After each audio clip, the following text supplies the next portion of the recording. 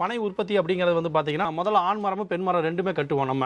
இப்போ கட்டுறப்ப வந்து பார்த்தீங்கன்னா களையத்தில் முதல்ல வந்து பார்த்தீங்கன்னா களையை சுத்தப்படுத்திட்டு பானையை மேலே கட்டிட்டு அதை தான் களையன்னு நம்ம சொல்லுவோம்.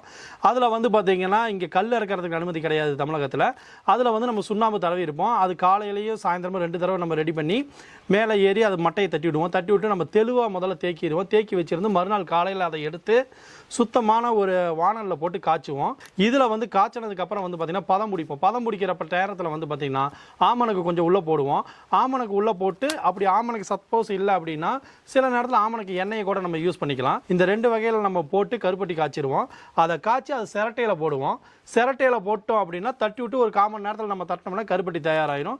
தயாரான கருப்பட்டி இந்த மாதிரி ஓலைப்பட்டியில் போட்டு நம்ம மார்க்கெட்டுக்கு கொண்டு போக ஆரம்பிச்சிருங்க. ஏன்னா நம்மகிட்ட இருந்து தான் வாங்கிட்டு போய் நிறையா பேர் வந்து பார்த்தீங்கன்னா 300 350க்கு ஓட்டுறாங்க.